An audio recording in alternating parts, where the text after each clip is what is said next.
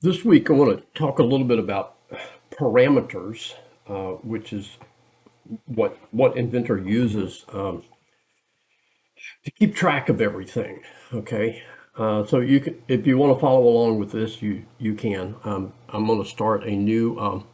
Well, I've started a new a new part file. It's just an English file. Okay, and I'm going to create a box. Uh, what happened? Box surface. And like I've said before, you should tie your part to the origin somehow. Okay.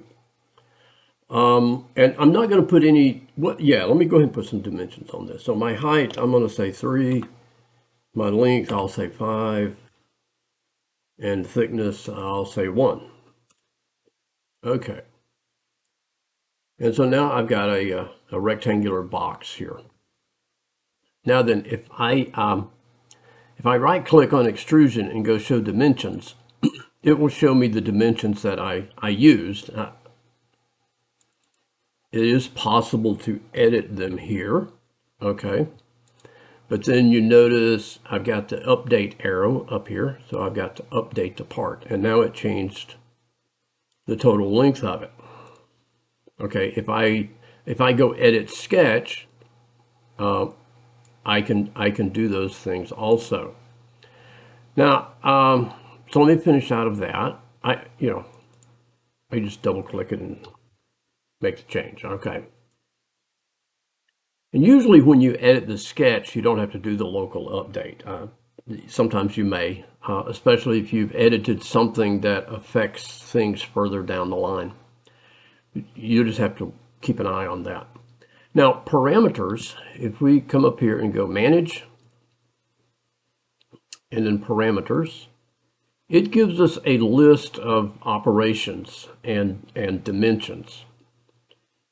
And they're all numbered. You know, this is like dimension 0, which was the first one, and dimension 1, 2, 3, like that. Now, it is possible to create parameters of your own. And that is really more of an advanced type of a thing that it's not that I don't want to go into it. It just is not really applicable to this class. If you take the advanced 3D modeling course, which is like 2030, I think, we do some stuff with parameters in there. Now, one thing that you can do here, let's close that, is in your sketch, I could take this dimension and I could make it equal to this dimension. And so I just clicked the 3 dimension and press enter. And you notice now it says function x of 3. Okay. And so that means it's equal to that one. So let's go back and look at our parameters again. And you can see now that dimension D1 is equal to D0. Okay. And so if I change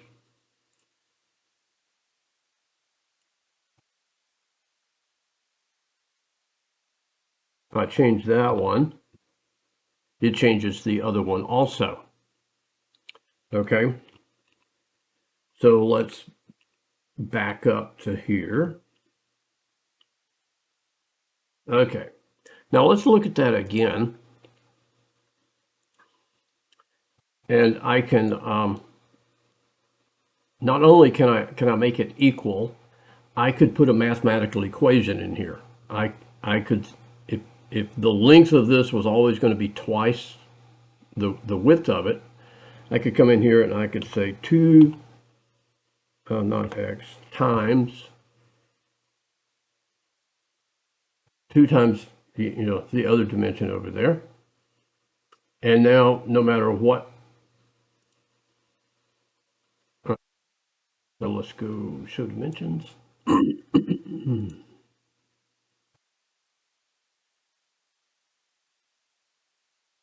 Come on, it's not selecting it.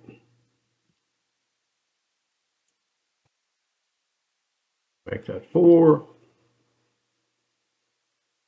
And now you see it changes it to 8. Okay, so mathematics works fine. You could do addition, subtraction, you could do division. One useful thing is when you're having to center something. Let's go back into the sketch here and see. Well, because of the way this thing is done, let me start a new one, and I'll show you what I'm talking about.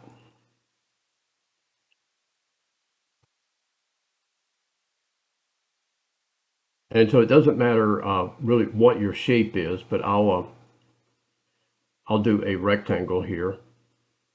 And you know, if you do a rectangle and then you add, I don't know, we add a circle to the end of it. If we've dimensioned this rectangle and then we trim things out, we lose dimensioning and we lose constraints. So as it is now, I have no dimensions in this. So let's go ahead and put a radius in here. We'll say 0.5. Okay, now because these constrained each other node point to node point,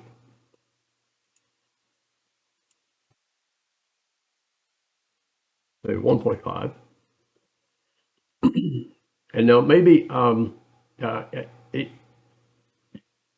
it could be for whatever reason, but maybe you wanted this centered somehow on the origin. And so one way to do that would be to do a dimension, you know, this line to the origin, and I'm going to make it that. And so you see it centers it that way. And I could also go to here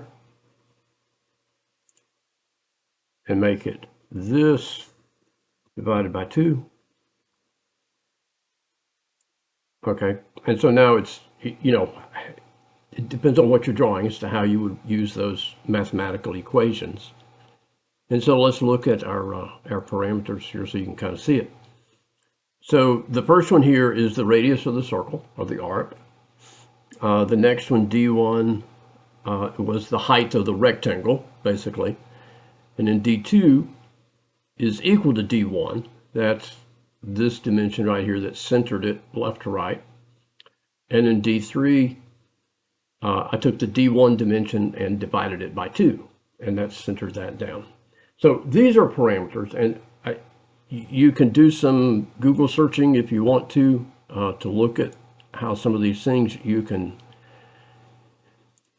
there's a lot of things that you can do using parameters. But like I said, I don't want to get too far, I don't want to get too far into it in this class.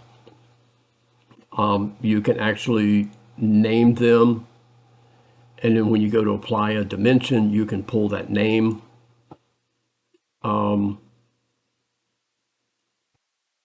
Oh, that's the wrong dimension. That's dimensioning in 3D, and I don't want to do that. Anyway, we're not going to get too heavy into parameters in this class, but in the advanced 3D class, we do. So there's your tutorial for this week. It's not real heavy, but you do have several drawings that you're going to be working on, okay?